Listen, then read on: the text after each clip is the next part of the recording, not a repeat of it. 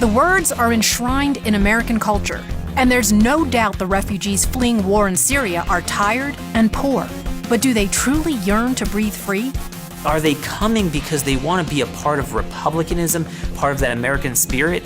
No. What happened in Europe is nothing but a preview as to what's coming to the United States.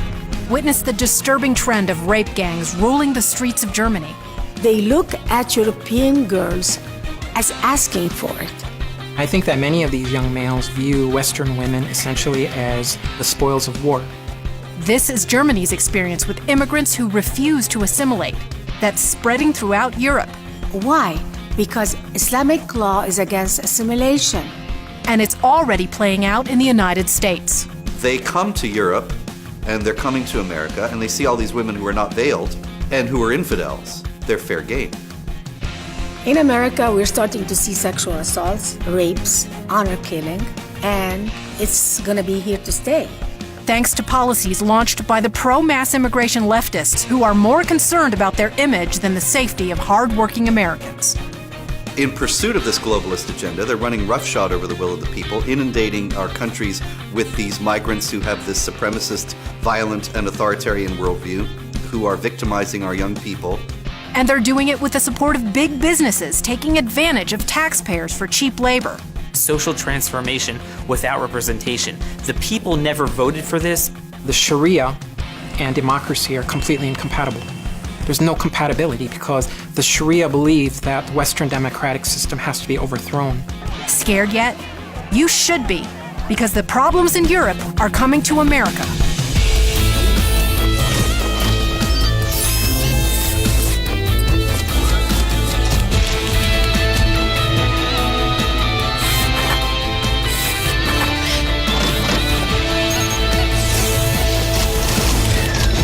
Michelle Malkin investigates.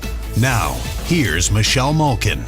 It's one of the biggest horror stories that so-called mainstream journalists don't want to talk about, because those who do are branded bigots, racists, and Islamophobes.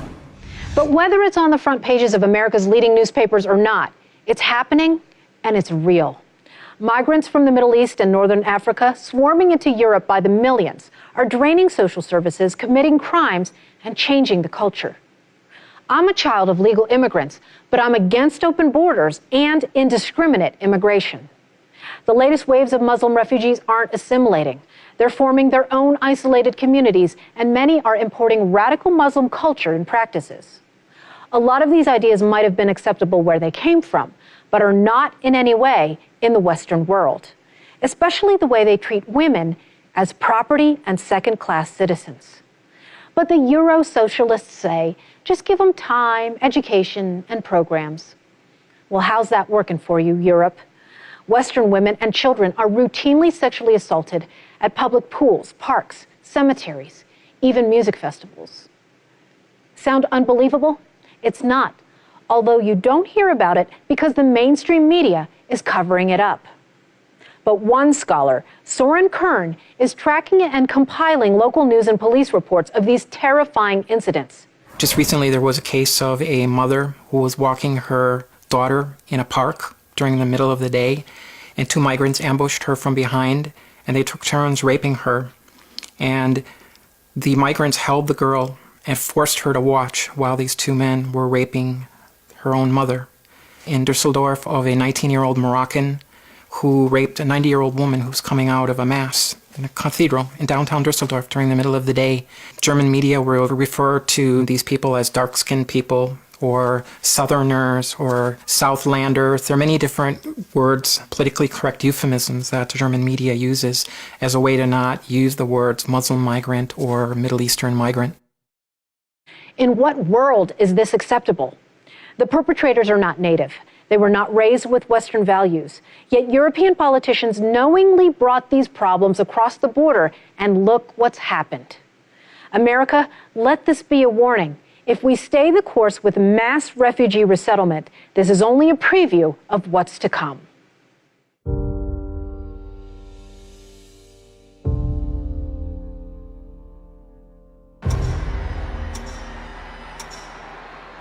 Across the world, colleagues, family, and friends gather, party, and cheer as they celebrate and ring in the new year together.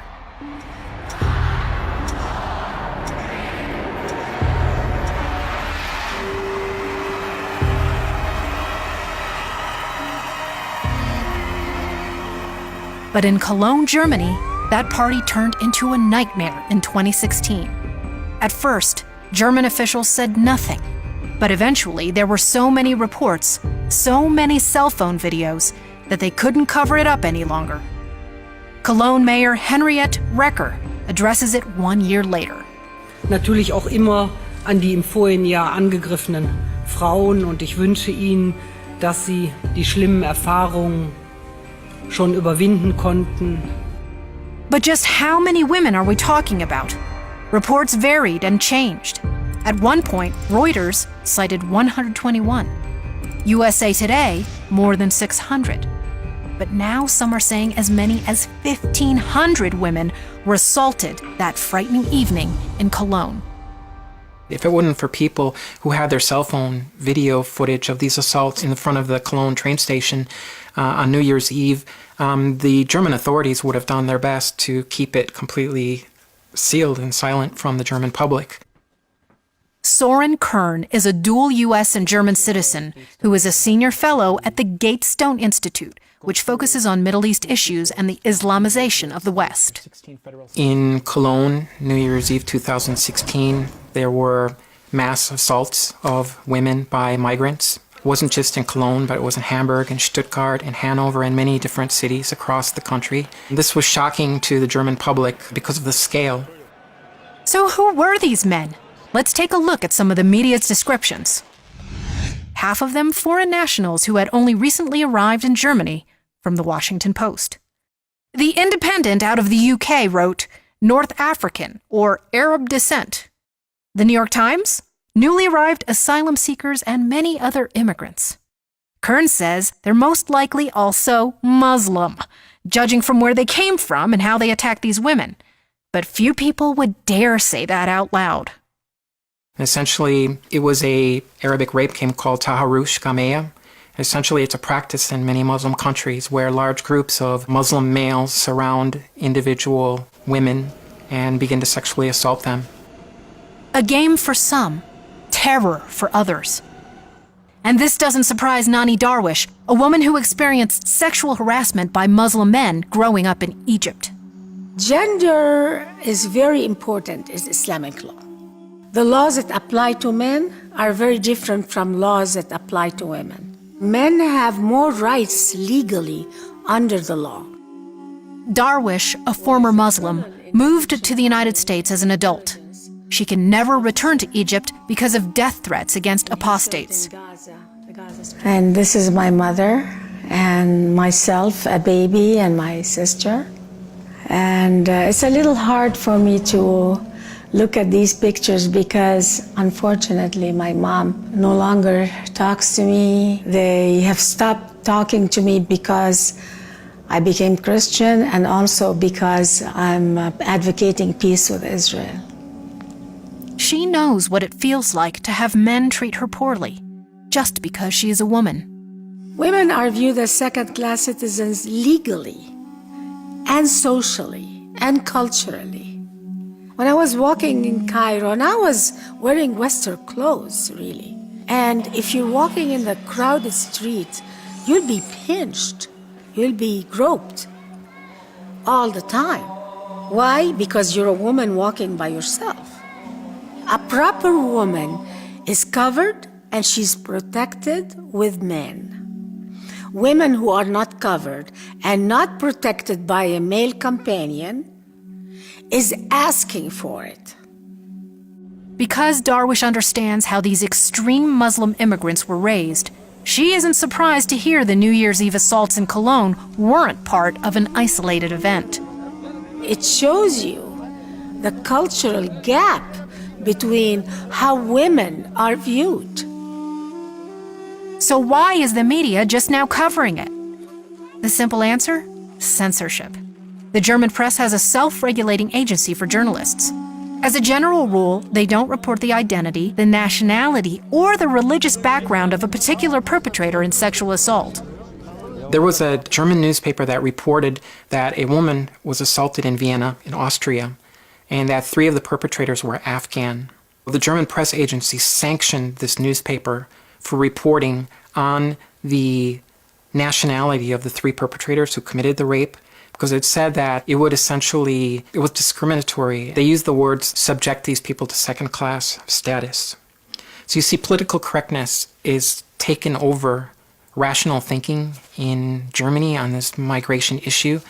And it's more important in many of these European countries, particularly in Germany, to protect the identity or the religious background of the perpetrators than it is to protect the women and children, German citizens. Well, this situation is perverse in any way that you try to examine it. Kern has spent years collecting and analyzing data so he can figure out what's really going on in Germany. You usually find out about these incidents if you read the local newspapers or if you read the local police reports. What Gatestone has done is really tried to connect the dots by putting together thousands of reports of sexual assaults from all across Germany. When you look at it on a month-to-month basis, it's just a nationwide, massive assault on German women and children. And it's not just Germany. These problems are happening all over Europe. Women being assaulted and raped while the government and mainstream media cover it up because whistleblowers are branded as Islamophobes and racists. There's a very real possibility of civil war in a lot of these European countries, particularly in France and in Germany. People want to know about Islam in Europe. You know, a lot of things going on over there, a lot of changes in European society. And I think there's a lot of fear. There's a lot of inaccurate information. You know, mainstream media really doesn't want to report on the issue of the rise of Islam in Europe. So thankfully we have things like Michelle Malkin or the Gatestone Institute, alternative sources of analysis to help people really understand the magnitude of the changes taking place in Western civilization. The changes date back to World War II. A whole generation of European men wiped out. So countries like Germany brought in migrants to fill jobs like factory workers. Many were Muslim men and their families who never really integrated into European culture. Within the last few years, floods of refugees have poured into Europe from Northern Africa and the Middle East, particularly Syria. Germany absorbed 1.5 million migrants in 2 years under the direction of Chancellor Angela Merkel. I think Angela Merkel was very afraid that if she refuses to allow these people into the country, if she seals the borders, it would really spell the beginning of the end of the European Union. So I think she didn't really understand the magnitude of the implications of allowing all these people into the border, but I think it really had less to do with humanitarian sensibilities than it did with the future of the European project. The public is slowly catching on and getting angry, criticizing and protesting Merkel's nonsensical immigration policies that are putting her people in danger. This is why Angela Merkel right now is having a major problem in running for her re-election. Brigitte Gabriel is the founder of Act for America, the nation's largest nonprofit, nonpartisan grassroots national security organization. People were shocked, people were stunned that this is happening. The refugees that we took in Germany, Germans went out of their way. Germany took in more refugees than any other European nation. That's when the mayors of the cities tried to cover it up. Watch what happens in this meeting in a small German town when a man tells the mayor his granddaughter has been sexually harassed by refugees.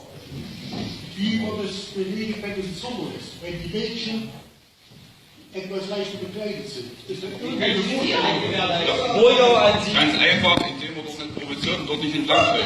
Oh, in sein eigenes Land! In seine eigene Stadt darf man nicht mehr! Ah, Junge!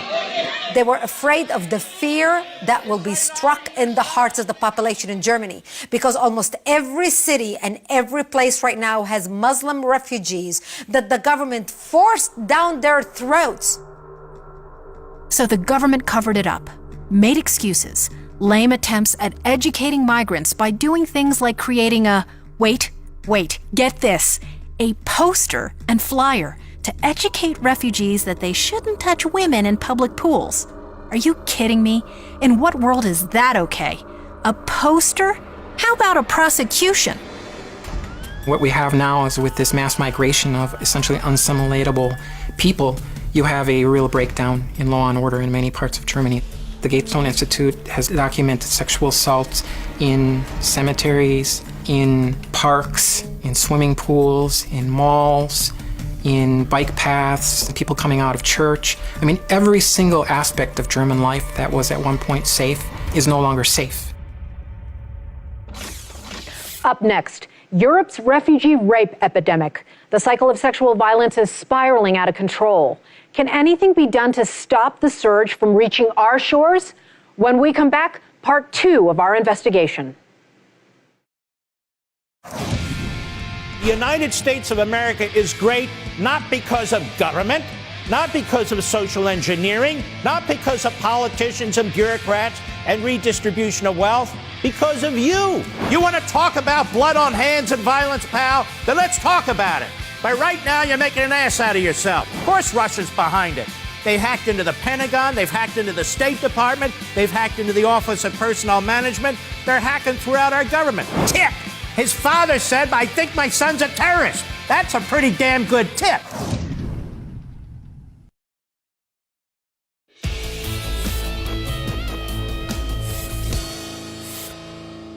Let's revisit that last statement. Every single aspect of German life that was at one point safe is no longer safe. This is terrifying. Why are more German people not revolting? Why aren't they telling their government these policies are unacceptable and vote out their chancellor? Here's one theory. They have no idea how large scale this problem is because, as we heard, government officials and the mainstream media are covering it up. But get this, it isn't only happening in Germany. There are stories like this all throughout Europe. How about the women and girls sexually assaulted at a music festival in Sweden? Have you heard of this? It was being kept under wraps until they couldn't anymore. When the New Year's attacks exposed the problem, police in Sweden reluctantly investigated, and what they found is shocking. Sexual assaults at music festivals, street carnivals, and New Year's Eve celebrations. Almost all of the perpetrators were from Afghanistan, Eritrea, and Somalia. The Gatestone Institute dug through the reports and found 10 cases where groups of men surrounded girls as young as 12 and played the rape game we saw in Cologne, Taharush Gameya, which is Arabic for collective harassment. Women and girls filed reports, so at least they caught the bad guys, right? Wrong. All investigations into attacks at 2 different festivals were dropped. Not enough evidence and trouble IDing suspects. Oh, and get this. That comprehensive police report has no recommendations, as in 0, that the country should slow the flow of refugees. How about Austria? It's spread there too.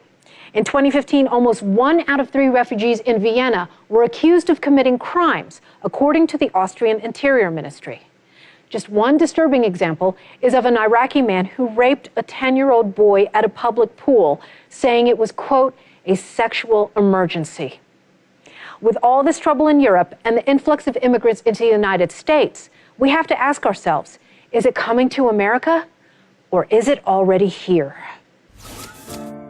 Former President Barack Obama claimed that restricting immigration to protect national security is offensive and contrary to American values. No Limits liberals have attacked common-sense proposals for heightened visa scrutiny, profiling, and immigration slowdowns as, quote, un-American. I think our founding fathers would be appalled. They wanted to prevent individual states from flooding the rest of the Union with immigrants that they believed wouldn't assimilate. That's why they gave it over to the feds. They didn't give it over to the feds to screw over the states and say, we are going to forcibly transform you, seed your communities with security risks, change your culture, strain your social services and your education, your hospitals. Daniel Horowitz is a senior editor at Conservative Review. Immigration, at its core, is to benefit those already in the country. When you bring in large quantities from societies that are fundamentally incompatible with Western civilization, you have a cumulative problem. The individuals coming will never assimilate in large numbers. But like always, Obama said to hell with our founders. He ditched our sovereignty and safety for left-wing spin. Obama welcomes thousands of refugees for a better life. What a nice line for his memoirs, but real life will tell a different tale than his narcissistic autobiography, and already has. What Obama's been doing is what I warn in my book about social transformation without representation, where he abuses existing laws, expands upon laws, in some cases pushes over the statutory authority to go and socially engineer this country into an entity that it really never was.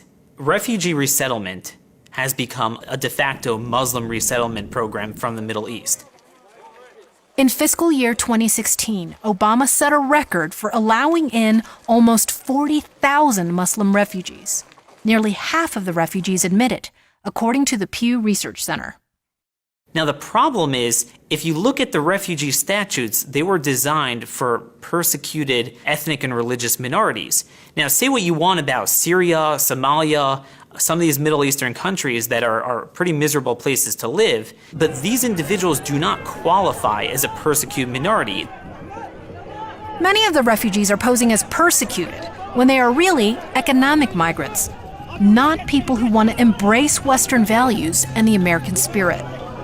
In the fall of 2016, an Iraqi refugee was arrested and prosecuted on terrorism charges for giving material support to ISIS. One of the things he said is that America will not isolate me from my Islamic duty. Europe did a lot of programs for assimilation. Why aren't the Muslims in Europe assimilating? I'm sure that many of them are. But the problem is they get ostracized by their community. Why? Because Islamic law is against assimilation. They basically built their own little communities within Europe. So instead of assimilating and respecting their women and giving their women right to an education, they kept their women exactly from whatever original country they came from. And that's why they were not assimilating. Our value system is 100% opposed to anything they stand for. And that's why they cannot assimilate, and they will never assimilate unless they shed their culture and unless they shed their Islamic belief. They're not going to be able to treat women as equals. They're not going to assimilate. Quite the contrary. They think their values are superior to ours. And so they're going to work to impose theirs upon us. Dr. Robert Spencer is an author and the director of Jihad Watch. In Islam, it's permissible to take infidel women and use them as sex slaves. It sounds unbelievable. It sounds like some sort of a lurid invention of evil-minded Islamophobes, but it's real. And we're already seeing it happen right here on our shores. But perhaps you haven't heard of the horror and hush-up in Twin Falls, Idaho. There was only a small blurb reported locally as a sexual assault investigation. But it wasn't until conservative-leaning sites and organizations like Act for America and the Refugee Resettlement Watch blog pushed it onto Drudge that we got real details, untethered from the constraints of political correctness. Reports of rape at knife point by migrant children, followed by the urination on a mentally disabled 5-year-old girl. After a groundswell of social media attention, the police and prosecutor's office were forced to respond. Here's all they would confirm. There was a group of boys aged 7, 10, and 14 from Sudanese and Iraqi families, which are predominantly Muslim. 2 were charged. 1 is alleged to have touched the girl, and there is a video of the sexual assault. They are denying there was a knife and not calling it a gang rape. But we can't confirm that because they're minors and the case is sealed. Predictably, some national media expressed more outrage about citizen journalists who covered the story than they did about the horrible crime. What's ensued has been shameful in the sense of denial, cover-up, outright lies from Idaho authorities, and even a warning from the Idaho State Attorney that derogatory comments about the perpetrators could be prosecuted. How about the case in Lowell, Massachusetts, where 22-year-old Syrian refugee Imad Hasso was arrested after following a 13-year-old girl at a public swimming pool, repeatedly touching her upper thigh, asking her age, even when the girl told him she was a little kid. Same thing as what we saw happening in Germany. And you see, it's based on the same Islamic principles. She's 13. She said she was too young, but as far as the Muslim migrant is concerned, that's a perfect age because Muhammad married his wife when she was 9. Actually, he married her when she was 6, consummated the marriage when she was 9. So 13 might be a little old, but it'll do. Don't forget Germany's answer to stopping the sexual attacks. It's laughable to think that a Muslim migrant who thinks that he's acting in complete accord with the Word of God is going to see a poster like that and think this is what he ought to do instead. These aren't the only refugee attacks in the U.S. Let's head over to Utah, where refugee Isar Met was convicted of kidnapping, sexually assaulting, and murdering a 7-year-old girl found bloody and broken in a shower. Or Ashburn, Virginia, where this native of Togo who had only been in the country for 9 days, dragged a woman into the woods and tried to rape her. He's serving 10 years. Or how about this one? A massive Muslim sex trafficking ring busted in Nashville by multi-state and federal agencies. According to the FBI, 29 were initially charged of the primarily Somali refugee gang. In the end, 6 were acquitted and 3 convicted. I do think that that gang in Tennessee was the first instance of a Muslim rape gang in the United States, and there will be many others. One witness cried on the stand that the gang made her a prostitute at age 12 in Minneapolis, some nights selling her to Somali men for as little as $40. But I thought these were religious men, reportedly taking breaks for Muslim prayer time. Still think it's a peaceful religion? Let's ask. There was a Muslim gang raping and sexually abusing young non-Muslim girls. Nobody wants to acknowledge that such an ideology exists or that such beliefs exist in Islam. I don't think Islam cares about peace at all. The Quran says, why seek peace when you're on top? It's a temporary tactic to become strong again and go back to do jihad. So what do we do now? Expert Soren Kern fears Europe is too far gone, but America can still stop what happened across the pond. Dealing with these Islam, non-Islam, Muslim, non-Muslim assimilation problems is a permanent feature of European life, and I think that that can't be reversed, apart from extremely drastic moves, which I would not obviously encourage or promote. I'm a first-generation American. I love this country, and I am very pro-migration. I'm not against migration in any sense of the word, but there needs to be controlled migration. And there needs to be understanding of who is coming into the country, and that the migrants who come into this country share the values of the United States. Kern advises a temporary ban for countries that promote ISIS. Horowitz also wants a pause in mass refugee resettlement, as we really have no way of vetting the people coming in.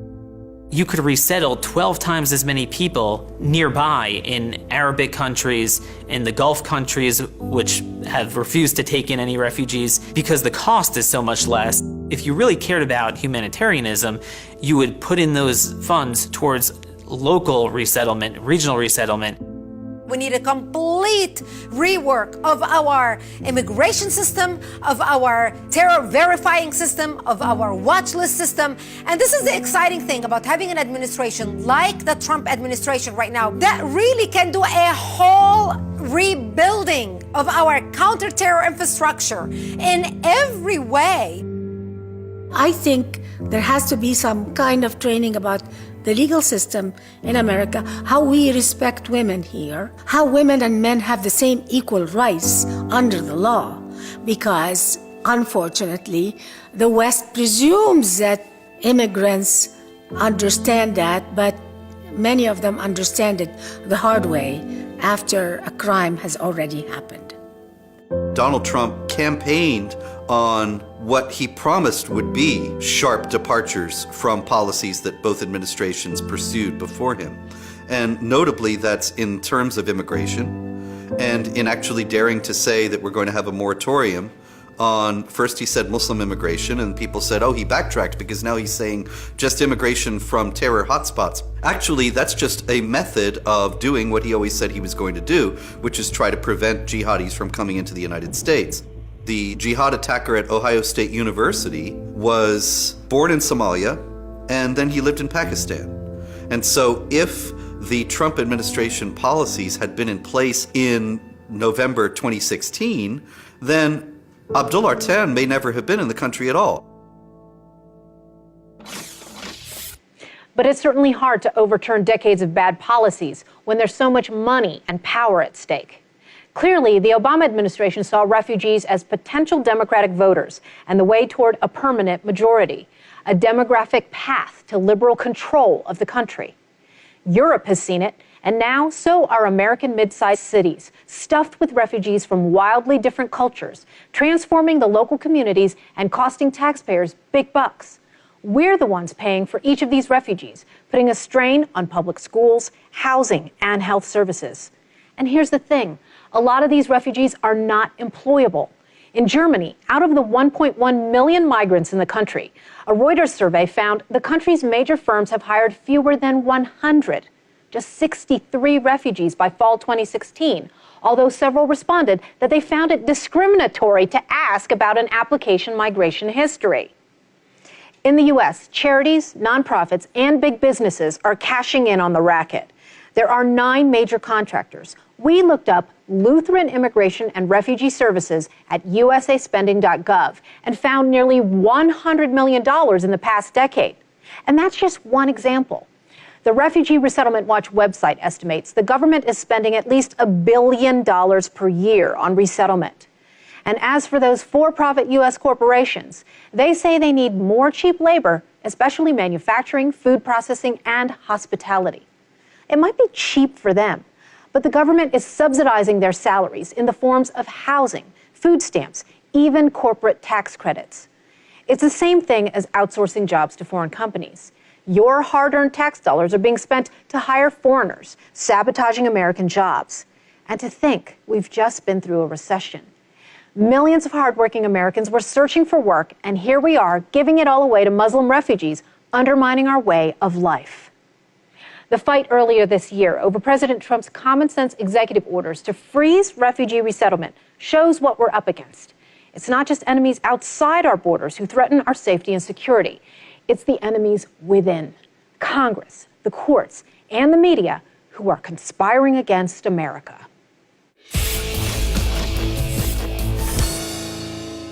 Welcome to the Social Media Mailbag. Our episode on the EB5 Citizenship for Sale scam provoked outrage among viewers. Many of you shared what's going on in your own backyards. On Facebook, Laird Barber commented, "Here in Rockford, Illinois, I think they're using the same program to rehab an old factory downtown into a hotel and conference center. The mayor has gone over to China several times in the last couple of years to solicit Chinese investors. Originally, it was supposed to be done by now, but not much has been accomplished. The company set to build this thing is Gorman Company. They're also constructing a multi-unit housing project on the city's east side." Laird's right. Rockford's Mayor Larry Morrissey has practically made China his second home, along with Wisconsin-based developer Gary Gorman, whose company has been lobbying to rake in tens of millions of dollars through EB5 funding for a riverfront hotel, conference center, and high-rise development project. The boondoggle has dragged on for years. Local residents have yet to see any benefits. But you know who's an investor in this venture? Liberal billionaire Warren Buffett's Berkshire Hathaway. For wealthy foreign investors, it's pay to stay. For well-connected real estate moguls and developers, it's pay to play. And when government gets to pick winners, taxpayers usually lose. In our Crap Weasel Watch, we call out the political cheaters, government thieves, con artists, frauds, and all-around idiots making America worse. This week, we're targeting a left-wing attorney general, Maura Healey of Massachusetts, who single-handedly decided that a Supreme Court case guaranteeing gun ownership rights wasn't settled law. In just her third year in office, Maura the Menace deliberately misinterpreted the law, making hundreds of thousands of law-abiding citizens virtual felons overnight. These families are now in jeopardy of a 10-year felony conviction for owning firearms that were legal for around 2 decades before this arrogant gun-grabbing AG unilaterally changed the law with no legislative action. Thankfully, 2 gun owner organizations in the state, GOAL, the local NRA affiliate, and the Massachusetts Association of Gun Rights, are fighting back against this blatant abuse by filing suit against Healey in federal court. Forget Maura Healey's gun control. What Massachusetts needs is government control.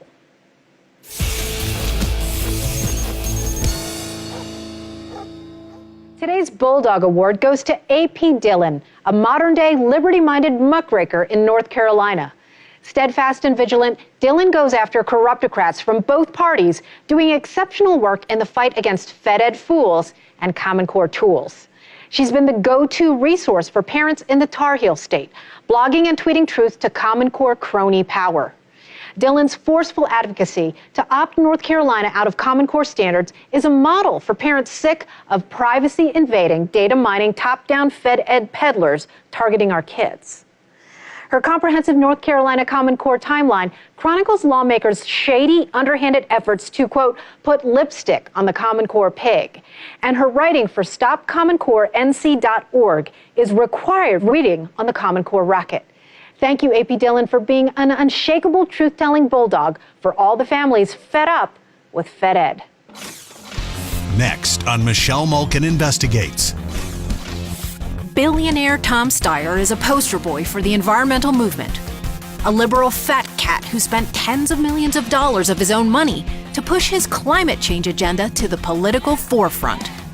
He sees himself as sort of a champion, he sees himself as literally saving the world. But Steyer's character has been called into question. Is he really Mr. Save the Planet or Mr. Make Me Richer? We don't have any idea what Tom Steyer is now making money on through Farallon Capital. And certainly the ongoing success, the ongoing profitability of Farallon Capital in all likelihood is going to be down to Tom Steyer's financial benefit one way or another. Steyer's dead set on shaping the political landscape.